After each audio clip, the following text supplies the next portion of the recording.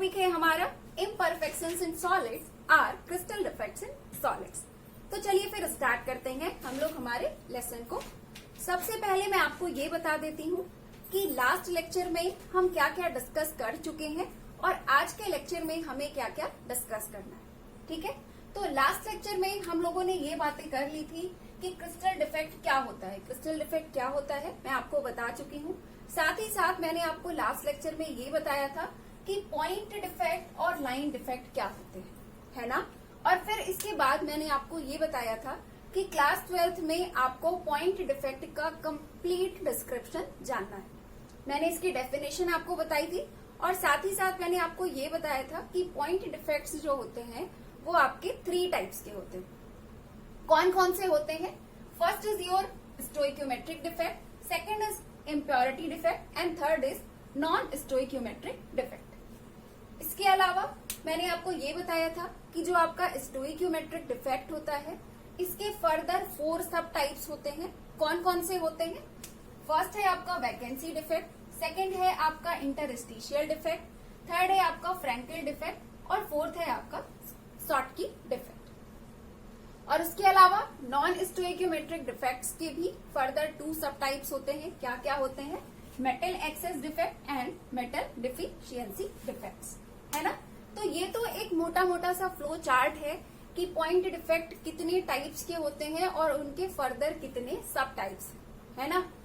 और हम लोगों ने क्या डिस्कस किया था लास्ट लेक्चर में? लास्ट लेक्चर में मैंने आपको वैकेंसी डिफेक्ट, इंटरस्टिशियल डिफेक्ट्स और फ्रैंकल डिफेक्ट्स के बारे में कंप्लीट डिस्क्रिप्शन दे दिया था। मैंने इसकी डेफिनेशन, इसके एग्जाम्पल्स सब कुछ आप लोगों को बता दिया था। अब आते हैं यहाँ पर कि आज के लेसन में हमें क्या क्या सीखना है। तो आज के लेसन में मैं आपको बताऊंगी कि शॉर्टकी डिफेक्ट क्या होता है, उसके अलावा इम्प्योरिटी डिफेक्ट क्या होता है और साथ ही साथ हम लोग नॉन स्टोइक्योमेट्रिक डिफेक्ट पर कंप्लीट चर्चा करेंगे। इसको देखेंगे कि नॉन स्टोइक्योमेट्रिक डिफेक्ट क्या होता है, इसके सब टाइप्स को देखेंगे, इसके सब टाइप्स के रीजन और उसके एग्जाम्पल्स को देखेंगे। ठीक है, तो चलिए फिर अब आज के लेक्चर में इन सारी चीजों को हम लोग डिस्कस कर लेते हैं। अब हम लोग बात करेंगे शॉर्टकी डिफेक्ट की। तो होता क्या है कि कुछ आयनिक सॉलिड्स में, आयनिक सॉलिड्स का मतलब ऐसे सॉलिड्स जिनके कंस्टिट्यूएंट पार्टिकल्स क्या होते हैं? कैटायन एंड एनायन होते हैं।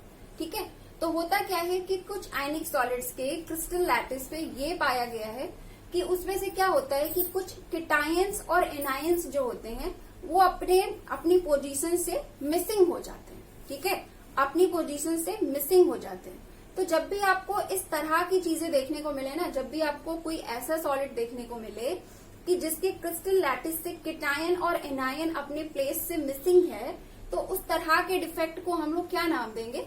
शॉर्टकी डिफेक्ट नाम देंगे। ठीक है, जैसे कि मैं आपको इस डायग्राम के थ्रू बताती हूँ। अगर आप यहाँ पर देखें तो ये हमारा एक आयनिक सॉलिड का क्रिस्टल लैटिस है और हमें पता है कि आयनिक सॉलिड के क्रिस्टल लैटिस में क्या होते हैं? कैटायंस और एनायंस एक प्रॉपर वे में अरेंज होते हैं। अब अगर ऐसा हो जाए कि कोई कैटायन, जैसे कि कोई कैटायन और कोई एक एनायन अपने प्लेस से मिसिंग हो जाए, तो इस तरह के डिफेक्ट को हम लोग क्या नाम देंगे? शॉर्टकी डिफेक्ट नाम देंगे। जैसे आप यहाँ पर देख सकते हैं प्लस माइनस मैंने प्रॉपर वे में अरेंज किया था, लेकिन आप देख सकते हैं यहाँ से मैंने एक माइनस को गायब कर दिया, यहाँ से एक प्लस को गायब कर दिया। देखिए ये दोनों जो आपको गोले दिख रहे होंगे ये आपको क्या दिख रहे होंगे? खाली दिख रहे होंगे, है ना, उसमें चार्ज नहीं है। ठीक है, तो जो इस तरह के क्रिस्टल लैटिस हो जहां से कैटायन और एनायन मिसिंग हो जाते हैं, तो उस तरह के डिफेक्ट को हम लोग क्या बोलते हैं? शॉर्टकी डिफेक्ट बोलते हैं। ठीक है, अच्छा, शॉर्टकी डिफेक्ट होने से डेंसिटी पर क्या असर पड़ेगा अब ये डिस्कस कर लेते हैं, है ना। तो देखिए शॉर्टकी डिफेक्ट में क्या हो रहा है? आपके पार्टिकल्स मिसिंग हो रहे हैं, मतलब कैटायन और एनायन गायब हो जा रहे हैं। अब सोचिए पार्टिकल्स मिस होंगे, पार्टिकल्स की कमी आएगी तो मास में भी कमी आएगी और मास में कमी आएगी तो क्या होगा? डेंसिटी भी डिक्रीज करेगी। तो इस तरह के डिफेक्ट होने से क्या होता है? डेंसिटी डिक्रीज करती है। इसके कुछ एग्जांपल्स देख लेते हैं कि किसमें किसमें ये वाला डिफेक्ट पाया जाता है। ये डिफेक्ट आपका NaCl, KCl, CsCl, AgBr कुछ इस तरह के आयनिक सॉलिड्स में होता है। हाँ, एक चीज मैं आपको बताना चाहती हूँ कि AgBr एक ऐसा कंपाउंड है जो कि दोनों तरह के डिफेक्ट को शो करता है, फ्रैंकल भी शो करता है, शॉर्टकी डिफेक्ट भी शो करता है। ओके, चलिए अब आ जाते हैं हम लोग दूसरे नंबर पे, यानी कि सेकंड वाले पे, इम्प्योरिटी डिफेक्ट क्या होता है। अगर हम लोग इम्प्योरिटी डिफेक्ट की बात करें तो नेम से ही क्लियर लग रहा है ना, इम्प्योरिटी। इम्प्योरिटी का मतलब है कि कोई एक सॉलिड है, कोई एक आपका सॉलिड का क्रिस्टल है, उसमें आप जानबूझ के क्या करिए, किसी दूसरे सॉलिड के क्रिस्टल को मिला दीजिए। तो होगा क्या, होगा ये कि जो आपका दूसरा वाला सॉलिड के जो आपके दूसरे वाले सॉलिड के कंस्टिट्यूएंट पार्टिकल्स है ना, वो क्या करेंगे, पहले वाले जो आपका पहला वाला सॉलिड का क्रिस्टल है उसके कंस्टिट्यूएंट पार्टिकल्स को क्या करेंगे, कुछ जगह से रिप्लेस कर देंगे, है ना, कुछ जगह से रिप्लेस कर देंगे। तो रिप्लेस कर देंगे तो क्या होगा, एक इम्प्योरिटी आ जाएगी ना, उसके खुद के पार्टिकल्स हट गए हैं किसी दूसरे सॉलिड के पार्टिकल्स के द्वारा। तो क्या होगा, तो उससे क्या होगा, एक डिफेक्ट क्रिएट होगा। और ये जो डिफेक्ट क्रिएट हो रहा है किसकी वजह से क्रिएट हो रहा है, इम्प्योरिटी की वजह से क्रिएट हो रहा है, जानबूझ के एक फॉरेन चीज को मिलाने की वजह से हो रहा है ना। तो आप इस तरह के डिफेक्ट को क्या बोलेंगे, इम्प्योरिटी डिफेक्ट बोलेंगे। इस बात को मैं आपको एक एग्जाम्पल के थ्रू और बेटर तरीके से समझाती हूँ। देखिए होता क्या है, जैसे मॉल्टेन NaCl है ना, अब NaCl की बात करें तो NaCl में क्या होगा, Na+ और Cl- आयन, बहुत सारे Na+ और Cl- आयन होंगे एज कंस्टिट्यूएंट पार्टिकल NaCl में, है ना। अब अगर आप क्या करिए, इसमें थोड़ी सी मात्रा में, लिटिल अमाउंट में क्या करिए, ये आपका SrCl2 स्ट्रोंशियम क्लोराइड को मिला दीजिए और मिला करके दोनों को हीट कर दीजिए, मिला करके हल्का सा हीट कर दीजिए। तो उस केस में पता है क्या होता है, उस केस में ये हो जाता है कि कुछ पर्टिकुलर प्लेसेस से Na+ आयन जो होता है वो निकल जाता है, Na+ आयन जो होता है वो निकल जाता है और उसकी जगह ले लेता है जाकर के Sr2+, ठीक है, उसकी जगह जाकर के जगह ले लेता है Sr2+। तो इससे हुआ क्या, फॉरेन पार्टिकल की एंट्री हो गई ना, NaCl में Na+ कुछ जगह से हट गया, उसकी जगह पे Sr2+ आके बैठ गया। तो क्या हुआ, फॉरेन पार्टिकल की एंट्री हो गई। तो फॉरेन पार्टिकल की एंट्री होने से क्या होगा, एक इम्परफेक्शन आया ना, एक डिफेक्ट आया ना। और ये डिफेक्ट आया क्यों, एक फॉरेन पार्टिकल के मिलाने की वजह से आया, एक इम्प्योरिटी की वजह से आया। तो इसी वजह से जो इस तरह के डिफेक्ट होते हैं ना, उनको हम लोग क्या नेम देते हैं, इम्प्योरिटी डिफेक्ट। ठीक है, चलिए ये तो बात हो गई कि इम्प्योरिटी डिफेक्ट होता क्या है। अब ये जो पर्टिकुलर ये वाला एग्जाम्पल है ना, इसके बारे में मैं आपको कुछ बताना चाहती हूँ, ध्यान से देखिएगा। यहाँ पे होता क्या है, जैसे अगर हम लोग NaCl की बात करें तो NaCl में क्या होता है, Na+ चार्ज होता है, Cl पर माइनस चार्ज होता है, ठीक है। तो और SrCl2 की अगर हम लोग बात करें तो SrCl2 को अगर हम लोग उसके ब्रेक फॉर्म में देखें, उसके आयंस को देखें, तो उसमें क्या होता है, Sr2+ होता है और क्या होता है, Cl- होता है ना। Sr2+ और Cl- होता है, भले इसकी संख्या 2 Cl- होता है, हमें उससे मतलब नहीं है, यहाँ पे हम चार्ज की बात कर रहे हैं। तो ये Sr2+ और Cl- होता है SrCl2 में, ठीक है। तो अब ध्यान से देखिएगा, जब हम लोग NaCl में SrCl2 को मिलाते हैं तो क्या करता है, ये Sr2+ NaCl को कुछ जगहों से हटा देता है और उसकी जगह ये खुद ले लेता है। अब देखिए ये लेता कैसे जगह, ये करता क्या है, ये 2 Na+ आयन को हटाता है, 2 जगह से Na+ आयन हटेंगे, ठीक है, और लेकिन एक ही जगह पे Sr2+ जाकर बैठेगा। अब ऐसा क्यों होगा, ऐसा इसलिए होता है कि देखिए Na+ पे क्या है, +1 चार्ज है और Sr2+ पे क्या है, +2 चार्ज है ना। तो Sr पे क्या है, इस पे +2 चार्ज है। तो इस पे क्या होगा, अब इस पे 2+ चार्ज है, ये तभी एंट्री करेगा जब इसके अंदर +2 की वैकेंसी हो, है ना, +2 चार्ज की वैकेंसी हो, 2 कैटायन अगर बाहर हुए, है ना, क्योंकि इस पे 2+ चार्ज है, ये तभी यहाँ पे फिट हो पाएगा जब यहाँ पे +2 मतलब दो बारी प्लस चार्ज की वैकेंसी हो, 2+ चार्ज अगर गायब हो तभी ये 2+ वाला आयन एंट्री कर पाएगा, है ना। नहीं तो क्या होगा, नहीं तो केवल 1+ के हटने से ये नहीं एंट्री कर पाएगा, ठीक है। क्योंकि अगर ऐसा क्यों होता है, ताकि इलेक्ट्रिकल न्यूट्रलिटी बनी रहे, ठीक है, इलेक्ट्रो न्यूट्रलिटी बैलेंस रहे, चार्ज बैलेंस होना चाहिए। जितने पॉजिटिव चार्ज होते हैं उतने ही नेगेटिव चार्ज होते हैं, +- का रेशियो बराबर रहे, ऐसा इसलिए होता है। तो ये +2 उस वक्त मतलब Sr2+ उस वक्त इसके अंदर एंट्री करता है जब 2 Na+ आयन उसमें से बाहर हो जाते हैं। 2 Na+ आयन बाहर हो गए, ठीक। तो 2 Na+ आयन बाहर होंगे तो क्या होगा, 2+ चार्ज की कमी हो जाएगी। जब 2+ चार्ज की कमी हो जाएगी तो उस कमी को कौन पूरा कर देगा, एक Sr+2 जाकर के बैठ जाएगा। तो उससे क्या होगा, उस 2+ चार्ज की कमी पूरी हो जाएगी। तो इसीलिए होता क्या है, जब NaCl में से Na+ आयन बाहर होता है और उसकी जगह पे Sr+2 आकर के बैठता है, तो वहां पर ये देखा जाता है कि एक जो जगह होती है, एक पोजीशन आपको खाली देखने को मिलेगी। क्यों खाली देखने को मिली है, Na+ तो 2 ठो बाहर हुआ है ना, लेकिन Sr2+ एक ही आकर बैठेगा तो एक जगह क्या रहेगा, खाली रह जाएगा। ठीक है, तो ये तो बात हो गई इसकी, आपके इस पर्टिकुलर एग्जाम्पल की। ठीक है, तो इम्प्योरिटी डिफेक्ट क्या है आप लोगों को समझ में आ गया होगा, और ये पर्टिकुलर एग्जाम्पल भी। ठीक इसी तरह का इम्प्योरिटी डिफेक्ट इस कॉम्बिनेशन में भी होता है, CdCl2 + AgCl में। जैसे NaCl में SrCl2 मिलाते हैं तो क्या होता है, इसके Na+ की जगह पर ये आ जाता है ना, तो उसी तरह से Ag+ की जगह पर ये जाएगा। और वही सेम चीज यहाँ पे भी होगा कि 2 Ag+ जब बाहर होंगे तो एक Cd2+ उसमें जाकर के बैठेगा। ठीक, चलिए ये बात हो गई इम्प्योरिटी डिफेक्ट की। अब आते हैं हम लोग नॉन स्टोइकियोमेट्रिक डिफेक्ट में। तो नॉन स्टोइकियोमेट्रिक डिफेक्ट हम लोग उस तरह के डिफेक्ट्स को बोलते हैं जिनके होने से क्या होता है, आपके क्रिस्टल की स्टोइकियोमेट्री जो होती है वो डिस्टर्ब हो जाती है। ठीक है, स्टोइकियोमेट्री डिस्टर्ब हो जाती है, उस तरह के डिफेक्ट को हम लोग नॉन स्टोइकियोमेट्रिक डिफेक्ट बोलते हैं। अब स्टोइकियोमेट्रिक कैसे डिफेक्ट होती है, इस चीज को मैं आपको आगे बताती हूँ। देखिए, ये जो आपकी नॉन स्टोइकियोमेट्रिक डिफेक्ट्स होते हैं ये 2 टाइप्स के होते हैं। शुरू में हम लोग डिस्कस कर चुके हैं क्या क्या होता है। एक होता है मेटल एक्सेस डिफेक्ट और दूसरा क्या होता है, दूसरा होता है मेटल डिफिशियंसी डिफेक्ट्स। तो अब अगर आप मेरी बात को ध्यान से समझें और अगर आप इसे देखें, मेटल एक्सेस डिफेक्ट और मेटल डिफिशियंसी डिफेक्ट, तो इसके नाम से क्या पता चल रहा है, इसके नाम से ये पता चल रहा है कि मेटल एक्सेस मतलब एक्स्ट्रा मेटल आयन, और मेटल डिफिशियंसी का क्या मतलब है कि मेटल आयन की कमी है ना। तो देखिए, मेटल का एक्स्ट्रा हो जाना, मेटल का किसी कंपाउंड में जितने मेटल थे, पहले जितने मेटल थे नॉर्मल स्टेज में, उससे एक्स्ट्रा हो जाना।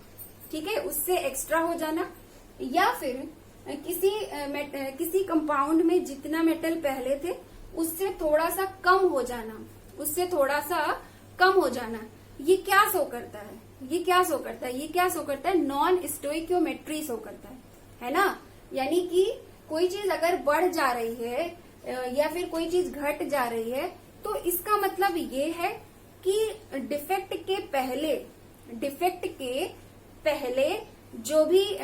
के पहले जो स्टोइकियोमेट्री थी, अब वो स्टोइकियोमेट्री नहीं है, स्टोइकियोमेट्री चेंज हो गई है। मेटल का बढ़ना और मेटल का घटना ये दिखाता है कि स्टोइकियोमेट्री में फर्क आया है कि नहीं।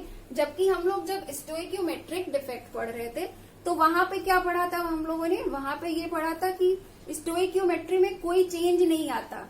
जिस भी कंस्टिट्यूएंट पार्टिकल्स से हमारा सॉलिड बना है वो कंस्टिट्यूएंट पार्टिकल उतना ही मेंटेन रहता है जितना कि पहले था, जितना कि डिफेक्ट में पहले था, डिफेक्ट के पहले था।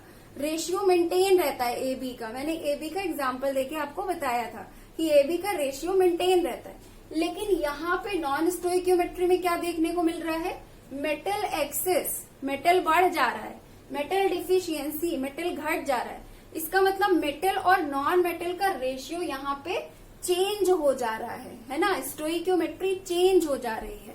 ठीक है, तो ये बात अब आप लोग समझ पा रहे होंगे कि नॉन स्टोइकियोमेट्रिक डिफेक्ट का क्या मतलब होता है। ऐसा डिफेक्ट जिसके होने की वजह से क्या हो, आपके सॉलिड की स्टोइकियोमेट्री चेंज हो जाए, वहां पे जो कंस्टिट्यूएंट पार्टिकल का रेशियो था वो बिगड़ जाए, मेटल और नॉन मेटल का रेशियो बिगड़ जाए, कभी मेटल एक्स्ट्रा हो जाए तो कभी मेटल कम हो जाए, है ना। तो इस तरह के डिफेक्ट को क्या बोलेंगे, नॉन स्टोइकियोमेट्रिक डिफेक्ट बोलेंगे। चलिए, ये क्लियर हो गया, ये 2 टाइप्स के होते हैं, आपका ये भी क्लियर हो गया। अब इसके आगे की बात कर लेते हैं, एक एक करके दोनों को डिस्कस कर लेते हैं। पहले हम लोग बात कर लेते हैं मेटल एक्सेस डिफेक्ट की, कि मेटल एक्सेस होने का रीजन क्या होता है, क्यों होता है मेटल एक्सेस, है ना। मेटल एक्सेस के या मेटल के एक्स्ट्रा होने के पीछे का रीजन क्या है, रीजन डिस्कस करते हैं। देखिए, इस तरह के डिफेक्ट का होने का मतलब मेटल एक्सेस डिफेक्ट होने के दो रीजन होते हैं। एक पहला रीजन ये होता है कि कहीं से क्या हो जाए, एनायन गायब हो जाए। जब किसी क्रिस्टल लैटिस से क्या होता है, एक नेगेटिव पार्ट, देखिए एनायन का मतलब नॉन मेटल, कैटायन का मतलब मेटल, ठीक है। तो जब भी क्या होता है, आपके किसी आयनिक सॉलिड से कोई नॉन मेटल यानी कि कोई एनायन गायब हो जाता है, तो उससे क्या हो जाता है, उससे कैटायन यानी कि मेटल जो होता है वो नॉन मेटल के कंपेयर में ज्यादा हो जाता है ना। देखिए, नॉर्मल स्टेज में क्या होता है, नॉर्मल सिचुएशन में ये होता है कि अगर कोई आयनिक सॉलिड है तो वहां पे कैटायन और एनायन दोनों की मात्रा क्या रहती है, बराबर रहती है, ठीक है। दोनों के क्या होते हैं, नंबर्स इक्वल रहते हैं। लेकिन बाई चांस ऐसा हो जाए कि किसी आयनिक सॉलिड से कोई एनायन, कोई नॉन मेटल नेगेटिव चार्ज वाला पोर्शन एक बाहर हो जाए, तो क्या होगा, नेगेटिव चार्ज वाली चीज बाहर हो जाएगी, आपका एनायन बाहर हो जाएगा, नॉन मेटल बाहर हो जाएगा, तो उसके कंपेयर में मेटल पार्ट जो है, जो पॉजिटिव पार्ट है, जो कैटायन है, वो क्या होगा, एक्स्ट्रा हो जाएगा ना। तो उसे आप लोग क्या बोलोगे, मेटल एक्सेस ही तो बोलोगे, ठीक है। तो मेटल एक्सेस होने का एक रीजन ये होता है कि एनायनिक वैकेंसी हो जाए, मतलब कोई एनायन पार्ट गायब हो जाए। एक रीजन ये हो सकता है आपके मेटल एक्सेस डिफेक्ट होने का कि आपका कोई एक एनायन गायब हो जाए। और दूसरा रीजन क्या होता है मेटल एक्सेस डिफेक्ट होने का, मेटल एक्सेस डिफेक्ट का होने का एक दूसरा रीजन ये होता है कि अगर किसी आयनिक सॉलिड में कोई कैटायन जो है वो एक्स्ट्रा आकर के इंटरस्टिशियल साइट पर बैठ जाए। कैटायन मतलब मेटल, एनायन मतलब नॉन मेटल। तो अब अगर क्या हो कि किसी आयनिक सॉलिड के इंटरस्टिशियल साइट पर कोई एक्स्ट्रा कैटायन आकर के बैठ जाए, तब भी क्या होगा, तब भी कैटायन वाला पार्ट ज्यादा हो जाएगा ना एनायन वाले पार्ट के कंपेयर में। तो उसे भी आप क्या कहोगे, मेटल एक्सेस कहोगे। तो मेटल एक्सेस डिफेक्ट होने के दो रीजन हो सकते हैं। एक रीजन ये हो सकता है कि एनायन गायब हो जाए, यानी कि नॉन मेटल गायब हो जाए, या फिर दूसरा रीजन ये हो सकता है कि एक्स्ट्रा कैटायन आकर के बैठ जाए। तो इस तरह से आपके क्या हो जाएंगे, मेटल एक्सेस डिफेक्ट हो जाएंगे। मेटल एक्सेस डिफेक्ट के दो रीजन है, ठीक है।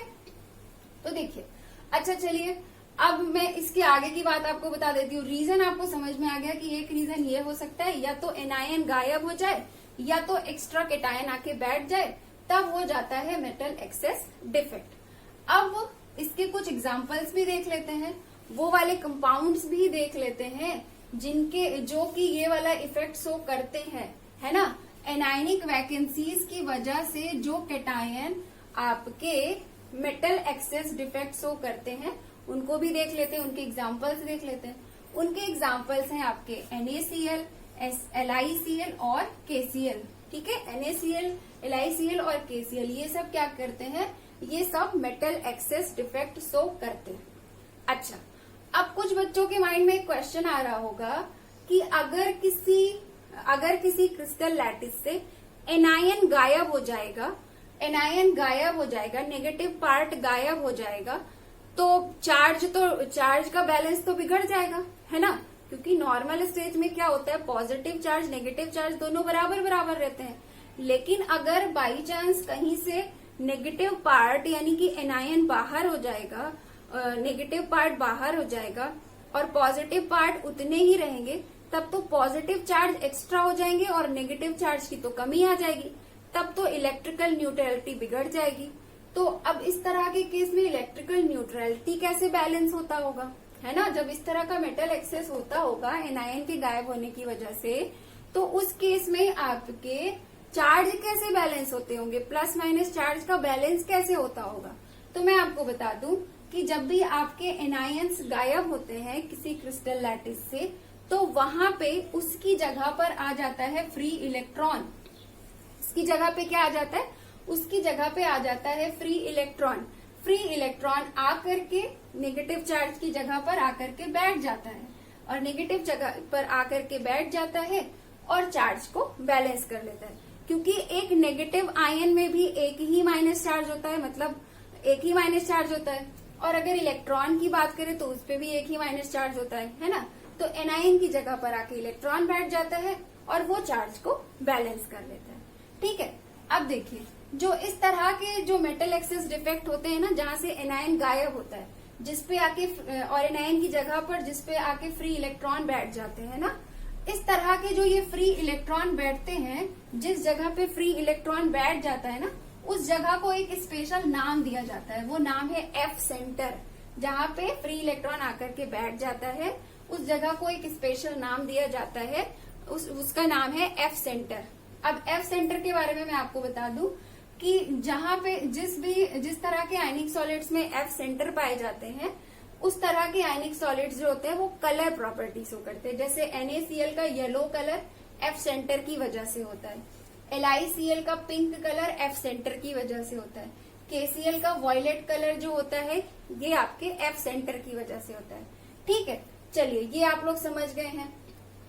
दूसरा रीजन मैंने आपको क्या बताया था, दूसरा रीजन मैंने आपको बताया था मेटल एक्सेस डिफेक्ट के पीछे का, मेटल एक्सेस डिफेक्ट का दूसरा रीजन ये था कि कुछ आयनिक सॉलिड्स ऐसे होते हैं जिनमें की क्या होता है, इंटरस्टिशियल साइड पर कुछ एक्स्ट्रा पॉजिटिव चार्ज आकर के बैठ जाते हैं। ये देखिए कुछ आयनिक सॉलिड्स के केस में क्या होता है, उनमें कुछ extra positive charge interstitial sides पर आकर के बैठ जाते हैं। तो जब भी आपको इस तरह के आयनिक सॉलिड्स दिखाई पड़े जिनके की इंटरस्टिशियल साइड पर एक्स्ट्रा पॉजिटिव चार्ज आकर बैठ जाए, तो इस तरह के डिफेक्ट को आप लोग क्या बोलेंगे, मेटल एक्सेस डिफेक्ट बोलेंगे।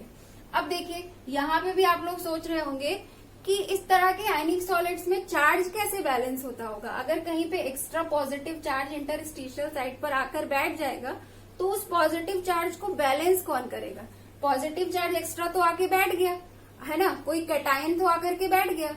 अब कैटायन ज्यादा हो जाएगा, मेटल ज्यादा हो जाएगा as compare to anion, as compare to negative charge, तो उस कंपाउंड की इलेक्ट्रिकल न्यूट्रलिटी बिगड़ नहीं जाएगी। तो उसको चार्ज को कौन बैलेंस करता है। तो जब भी इस तरह के आयनिक सॉलिड्स होते हैं ना जहां पे कोई extra positive charge interstitial side पर आकर के बैठ जाता है, तो उस पॉजिटिव चार्ज को बैलेंस करने का काम करता है फ्री इलेक्ट्रॉन। जैसे यहाँ पे एनायन गायब हो जाता है, उसकी जगह फ्री इलेक्ट्रॉन आ जाता है, ठीक उसी तरह से इंटरस्टिशियल साइड पर जब एक्स्ट्रा पॉजिटिव चार्ज आ जाता है, कोई एक्स्ट्रा कैटायन आकर के बैठ जाता है, तो उसको बैलेंस करने का काम करता है फ्री इलेक्ट्रॉन। तो इस तरह के जो डिफेक्ट पाए जाते हैं वो आपके देखे गए हैं जिंक ऑक्साइड में। ठीक है, जिंक ऑक्साइड के केस में ये चीज देखने को मिली है। अब बात करते हैं मेटल डिफिशियंसी डिफेक्ट्स की। तो मेटल डिफिशियंसी डिफेक्ट्स नेम से ही क्लियर हो रहा है। मेटल डिफिशियंसी डिफेक्ट्स हम लोग किस तरह के डिफेक्ट्स को कहेंगे, जहां पे क्या हो जाए, मेटल की कमी हो जाए, है ना, कैटायन की कमी हो जाए। अगर आपको किसी आयनिक क्रिस्टल में ये देखने को मिलता है कि वहां से कोई कैटायन जो है वो गायब हो गया है, कोई कैटायन जो है वो गायब हो गया, कैटायन का मतलब मेटल वहां से मिसिंग है, तो इस तरह के डिफेक्ट को हम लोग क्या बोलेंगे, मेटल डिफिशियंसी डिफेक्ट बोलेंगे। अब फिर आपके माइंड में क्वेश्चन आ रहा होगा कि अगर कहीं से कोई मेटल गायब हो जाएगा, यानी कि कैटायन गायब हो जाएगा, तो पॉजिटिव चार्ज की कमी नहीं हो जाएगी, फिर उस पॉजिटिव चार्ज को बैलेंस कौन करेगा। तो मैं आपको बता दूं कि इस तरह के डिफेक्ट सिर्फ उसी तरह के आयनिक सॉलिड्स में देखने को मिलता है जिसमें कि कोई ऐसा एलिमेंट मौजूद हो जो कि दो तरह के चार्ज को शो करने की क्षमता रखता हो। जैसे आयरन की बात कर ले, ये +2 भी शो करता है, ये +3 भी शो करता है। ठीक है, तो इसके केस में क्या होता है, जब एक आयरन +2 बाहर हो जाता है तो उसकी जगह पे एक आयरन +3 आ जाता है, तो उस तरह से चार्ज बैलेंस हो जाता है। रुकिए मैं आपको और इजी करके बताती हूँ। देखिए जैसे ये वाला आयनिक सॉलिड है, इसमें प्लस माइनस दिख रहा है, प्लस और माइनस दोनों की नंबर्स बराबर है, जितने कैटायन है उतने ही एनायन है, दोनों बराबर है। ठीक है, अब अगर बाई चांस ऐसा हो जाए कि एक प्लस चार्ज गायब हो जाए, यानी कि मेटल डिफिशियंसी डिफेक्ट हो जाए, तो इसकी जो यहाँ पे प्लस चार्ज की कमी आई है उसको बैलेंस कौन करेगा? तो उस केस में क्या होता है, ये जो एक प्लस की कमी हो रही है ना, इसको +2 बैलेंस कर लेता है।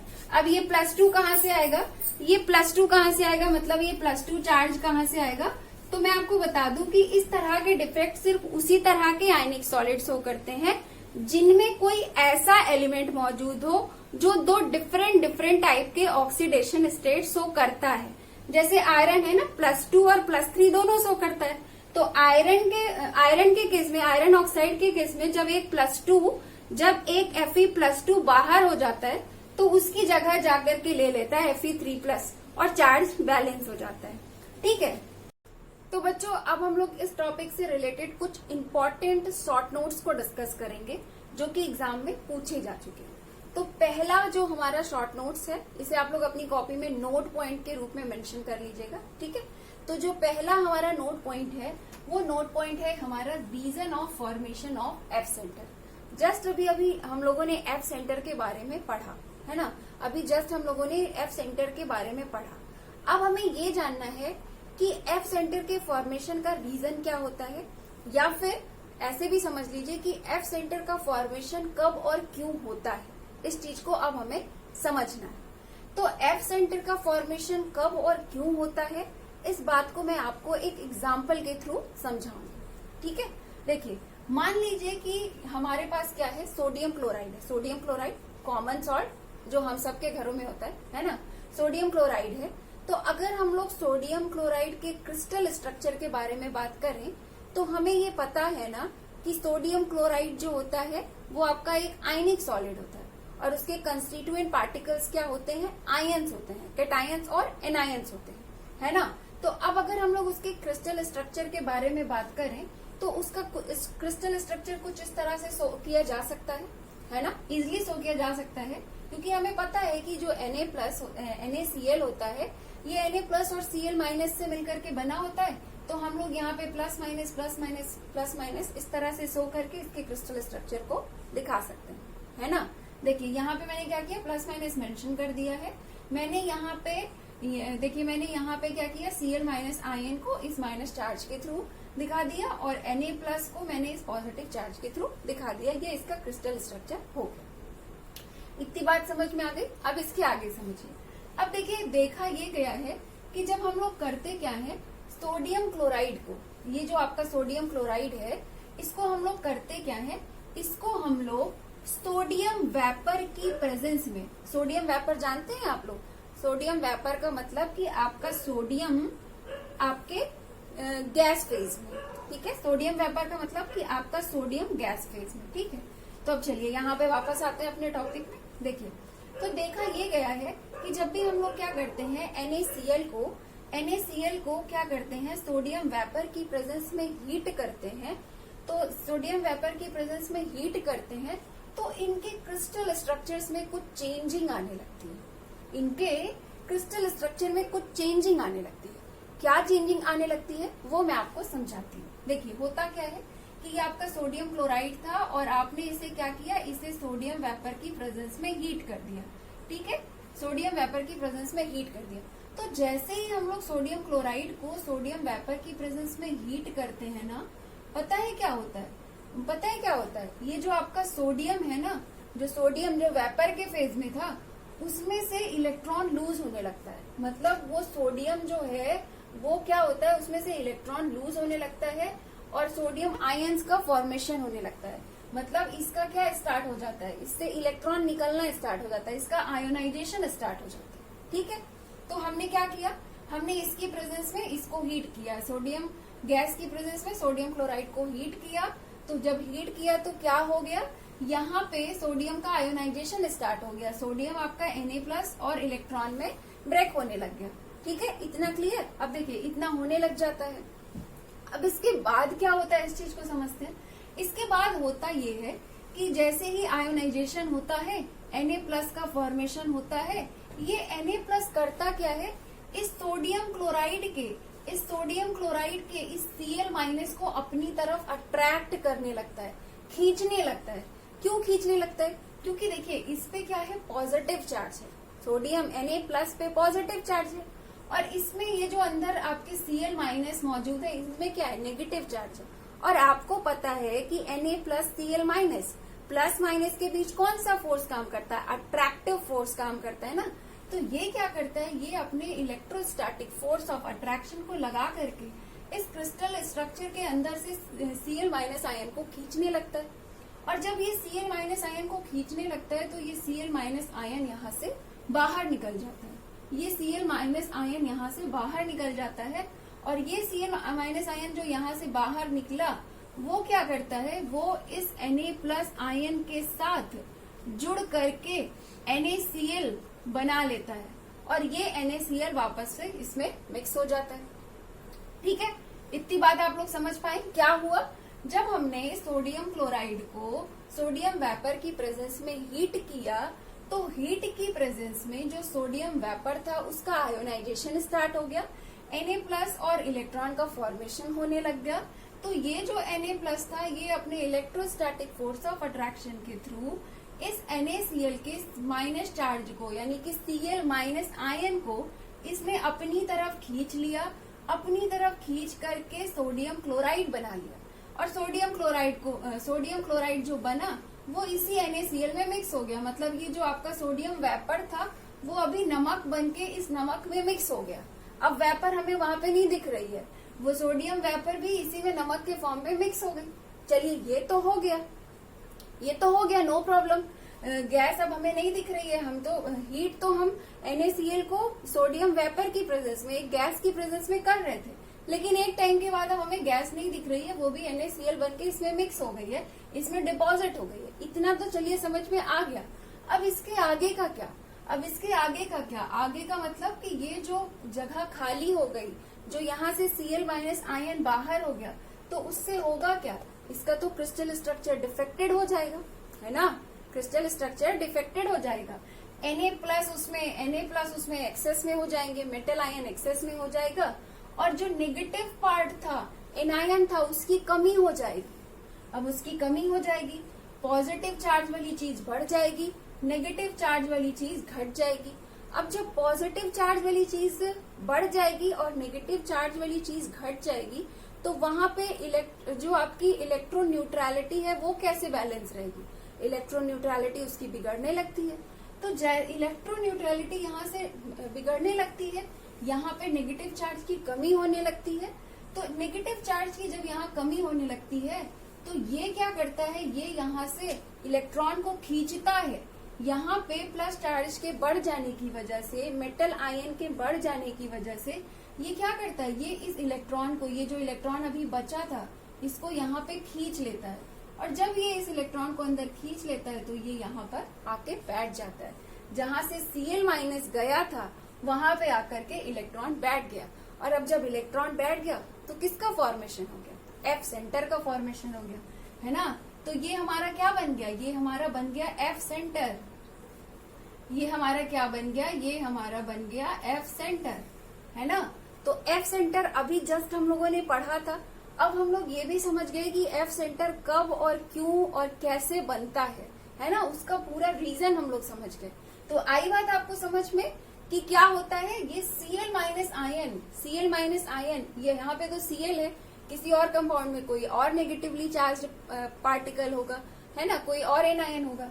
तो ये एनायन जब किसी कैटायन के द्वारा, किसी आउटर कैटायन के द्वारा खींच लिया जाता है, तो एनायन की कमी हो जाती है। फिर उसी एनायन की कमी को कौन पूरा करता है, उसी आउटर पार्ट, उसी आउटर एलिमेंट के द्वारा लूज किया गया इलेक्ट्रॉन ही आकर के बैलेंस करता है। ठीक है, तो अब आप लोग समझ पाए कि एफ सेंटर का फॉर्मेशन कब, क्यों और कैसे होता है, समझ गए होंगे। तो अब आप लोग कैसे लिखेंगे, यहाँ पे आप लोग ये पूरी इंफॉर्मेशन अपनी कॉपी पे मेंशन करिए। ठीक है, उसके बाद यहाँ पे ये जो आपने लैटिस बनाया हुआ है, लैटिस यहाँ पे बना लीजिए और इस एफ सेंटर को बना लीजिए। ठीक है, इतना आप लोग अपनी कॉपी पे बना लीजिए और जितना मैंने आपको समझाया है, जो भी आप लोग समझे हैं, उसको आप लोग पूरा एक्सप्लेनेशन जो भी आपने समझा उसे अपनी कॉपी पर मेंशन कर लीजिए। चलिए, आप लोग ये वाला शॉर्ट नोट्स तो समझ गए, अब इसको भी डिस्कस कर लेते हैं। एक और है, और ये इस टॉपिक का लास्ट पोर्शन है, इसे भी समझ लीजिए, फिर ये टॉपिक हमारी कंप्लीट हो जाएगी। तो देखते हैं सेकंड नोट पॉइंट हमारा क्या है। सेकंड नोट पॉइंट हमारा ये है कि reason of metal excess defect due to presence of extra cations at interstitial site. Just अभी हम लोगों ने पढ़ा कि मेटल एक्सेस का दूसरा कारण क्या होता है। मेटल एक्सेस का दूसरा कारण होता है इंटरस्टिशियल साइट पर कैटायन का आ जाना। ये जो बीच बीच में खाली जगह होती है उस पर कैटायन का आ जाने से भी तो मेटल एक्सेस हो जाता है ना। पॉजिटिव चार्ज कहीं पर एक्स्ट्रा आ जाएगा, पॉजिटिव चार्ज के एक्स्ट्रा आने का मतलब मेटल का एक्स्ट्रा हो जाना, कैटायन का एक्स्ट्रा हो जाना। तो मेटल के एक्सेस होने का एक रीजन ये भी होता है, जस्ट अभी हम लोगों ने पढ़ा है ना, जस्ट अभी हम लोगों ने यहाँ पर डिस्कस किया। तो अब हमें इसका रीजन जानना है। रीजन हमें ये जानना है कि ये जो मेटल एक्सेस डिफेक्ट होता है ना, मेटल एक्सेस डिफेक्ट होता है ना, मतलब क्यों होता है metal excess defect. Metal excess defect उस वक्त होता है जब इंटरस्टिशियल साइट पर पॉजिटिव चार्ज आता है। तो हमें ये समझना है कि ये इंटरस्टिशियल साइट पर पॉजिटिव चार्ज आता तो है, लेकिन ये आता कहाँ से है। जैसे यहाँ पे इलेक्ट्रॉन आया तो था, एफ सेंटर का फॉर्मेशन हुआ तो था, लेकिन कैसे हुआ था, कहाँ से आया था इलेक्ट्रॉन।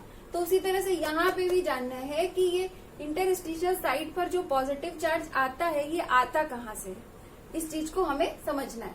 तो मैं आपको इसको भी एक एग्जाम्पल के थ्रू बताती हूँ। देखिए होता क्या है, एग्जाम्पल के थ्रू बताती हूँ। एग्जाम्पल है हमारा जिंक ऑक्साइड का। जिंक ऑक्साइड की अगर हम लोग बात करें तो जब इसमें डिफेक्ट नहीं होता, मतलब नॉर्मल सिचुएशन में, नॉर्मल सिचुएशन का मतलब रूम टेम्परेचर पे इस पे ये डिफेक्ट नहीं होता, ठीक है।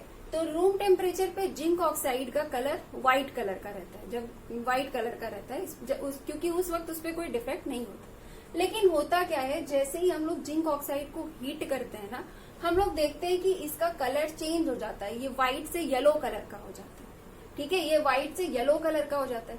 क्यों हो जाता है इस चीज को समझते हैं, उसी में इसका भी रीजन छुपा है, दोनों बात क्लियर हो जाएगी। देखिए होता क्या है कि जब हम लोग जिंक ऑक्साइड को हीट करते हैं तो यहाँ से क्या होता है कि कुछ मात्रा में ऑक्सीजन गैस जो होती है रिलीज हो जाती है, ऑक्सीजन गैस यहाँ से लूज होने लगती है। तो ऑक्सीजन गैस यहाँ पे जब लूज होती है तो इसके अंदर होता क्या है कि इसके अंदर ऑक्सीजन के लूज होने से इसके क्रिस्टल स्ट्रक्चर में Zn2+ आयन और 2 इलेक्ट्रॉन्स का फॉर्मेशन हो जाता है। तो ये जो Zn2+ आयन और 2 इलेक्ट्रॉन बाद में ये जो बन जाते हैं ना, ये जो बन जाते हैं ना, तो ये क्या होता है, ये उस तरह से ये क्रिस्टल स्ट्रक्चर में एक प्रॉपर मैनर में, एक प्रॉपर वे में जाके अरेंज नहीं हो पाता, ठीक है, क्योंकि आप हीट कर रहे हो। अब हीट करने के दौरान क्या होता है कि आयन, उसके अंदर ऑक्सीजन बाहर हो रहा है, Zn2+ बन रहा है, 2 इलेक्ट्रॉन भी बन रहा है। तो लैटिस के अंदर क्या होता है, आयंस की और इलेक्ट्रॉन्स की काफी अफरा तफरी सी मच जाती है। तो अफरा तफरी सी मच जाती है तो उसकी वजह से क्या होता है, इस Zn2+ आयन और ये जो इलेक्ट्रॉन होते हैं, इनको जो क्रिस्टल स्ट्रक्चर में जो प्रॉपर मैनर में अरेंज होना था, उस प्रॉपर मैनर में अरेंज होने की जगह नहीं मिल पाती। तो ये जो आपके आयन्स होते हैं ना, ये पॉजिटिव आयन और ये 2 इलेक्ट्रॉन्स जो होते हैं, ये जा करके इंटरस्टिशियल साइट पर बैठ जाते हैं। अब ये इंटरस्टिशियल साइट पर ये Zn आयन जो है जा करके बैठ जाता है और उसी से क्या होता है, उसी से ये डिफेक्ट क्रिएट हो जाता है, उसी से कैटायन एक्स्ट्रा हो जाते हैं। नॉर्मली क्या था, रूम टेम्परेचर में क्या था, कैटायन एनायन सब बैलेंस थे, जितना कैटायन था उतना ही एनायन था, दोनों का एक प्रॉपर मैनर में रेशियो था, एक प्रॉपर रेशियो था। लेकिन हीट करने की वजह से क्या हुआ, हीट करने की वजह से ऑक्सीजन बाहर हो गया, जो एनायन के रूप में जो चीज अंदर थी। देखिए यहाँ पे ये जो जिंक ऑक्साइड होता है, जिंक ऑक्साइड की अगर हम लोग बात करें तो ये क्या होता है, Zn2+ और O पर 2- होता है ना। तो नॉर्मल कंडीशन में क्या होता है, जितने Zn2+ आयन होते हैं उतना ही O पर 2- आयन भी रहता है, दोनों आयन प्रॉपर कंडीशन में रहते हैं। लेकिन हीट करने पे क्या हो रहा है, ऑक्सीजन बाहर निकल जा रहा है, नेगेटिव पार्ट जो है वो कुछ % बाहर हो गया। अब जब नेगेटिव पार्ट कुछ % बाहर हो जाएगा तो क्या होगा, जो पॉजिटिव पार्ट है वो बढ़ जाएगा, मेटल तो एक्सेस में हो जाएगा। और मेटल एक्सेस में तो होता ही होता है, साथ ही ये जो एक्सेस वाले मेटल होते हैं ना, बाद वाले एक्सेस वाले मेटल, ये प्रॉपर मैनर में अरेंज भी नहीं हो पाते, ये जा करके कहाँ बैठ जाते हैं, इंटरस्टिशियल साइट पर बैठ जाते हैं। और इनके इंटरस्टिशियल साइट पर बैठ जाते हैं तो इनके वजह से जो एक्स्ट्रा पॉजिटिव चार्ज आ रहा होता है आपके लैटिस में, उसको बैलेंस करने का काम करता है इन्हीं के द्वारा लूज किया गया इलेक्ट्रॉन। ठीक है, तो इलेक्ट्रिकल न्यूट्रलिटी तो इलेक्ट्रॉन के थ्रू बैलेंस रहती है, लेकिन हमें जो जानना था कि हमें जो मेनली जानना था कि ये पॉजिटिव चार्ज और ये इलेक्ट्रॉन इंटरस्टिशियल साइड पर आते कहाँ से हैं, तो वो इस तरह से आते हैं कि नेगेटिव पार्ट बाहर हो जाता है, तो ये जो बचे हुए extra positive charge, extra positive cation और ये मतलब कैटायन और ये जो इलेक्ट्रॉन है, इनको जगह मिल नहीं पाती, तो ये जाकर के इंटरस्टिशियल साइड पर फिट हो जाते हैं। ठीक है, देखिए ये टॉपिक जो है वैसे तो हो सकता है जैसे अभी आप लोग फर्स्ट टाइम पूरी चीजें सुन रहे हो, तो हो सकता है आपको थोड़ा सा टफ लग रहा हो, लेकिन टफ आपको बिल्कुल नहीं लगेगा।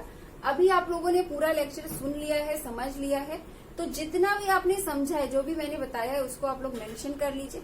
उसके बाद एक बार आप बुक को रीड करेंगे, सिर्फ एक बार आप एनसीईआरटी बुक रीड करेंगे, उसके बाद आपको ये टॉपिक हमेशा के लिए एकदम से इजी लगेगा और ये आपके माइंड में बैठ जाएगा। ठीक है, तो हम यहाँ पे हमारा ये वाला टॉपिक जो है वो कंप्लीट हो गया है।